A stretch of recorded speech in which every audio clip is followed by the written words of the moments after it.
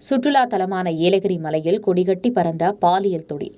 திடீர் சோதனை மேற்கொண்டு பாலியல் தொழிலுக்கு முற்றுப்புள்ளி வைத்த திருப்பத்தூர் டிஎஸ்பி ஜெகநாதன் அவர்கள்.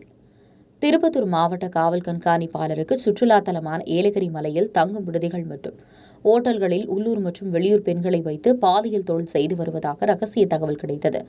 மாவட்ட காவல் கண்காணிப்பாளர் உத்தரவின் பெயரில் திருப்பத்தூர் டிஎஸ்பி ஜெகநாதன் திடீரென ஏலகிரி மலையில் உள்ள 10க்கும் மேற்பட்ட தங்கும் விடுதியில் சோதனை மேற்கொண்டார்.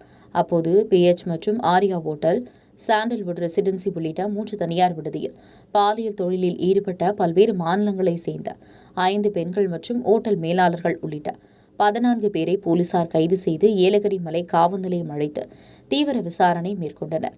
இதனையடுத்து சென்னை வலசரவாக்கம் பகுதியைச் சேர்ந்த இந்திரசேனன், நாகப்பட்டினம் பகுதியைச் சேர்ந்த சீனிவாசன், சவுந்தரராஜன், ஆந்திர மாநிலம் குப்பம் பகுதியைச் சேர்ந்த மணி, கிருஷ்ணகிரி மாவட்டம் போச்சம்பள்ளி பகுதியைச் சேர்ந்த பார்த்திபன், ஜோலார்பேட்டை அடுத்த பொன்னேரி பகுதியைச் சேர்ந்த தனியார் விடுதி மேலாளர் சென்றாயன், திருப்பத்தூர் பகுதியைச் சேர்ந்த ரமேஷ், வாணியம்பாடி அடுத்த ராமநாயக்கன்பேட்டை பகுதியைச் சேர்ந்த தனியார் விடுதி மேலாளர் சூர்யா, ஆந்திர மாநிலம் சித்தூர் பகுதியைச் சேர்ந்த ராஜீவ் ஆகியோர் மீது வழக்கு பதிவு செய்து நீதிமன்றத்தில் ஆஜர்படுத்தி 9 மேலும் 5 பெண்களை காப்பகத்தில் ஒப்படைத்தனர்.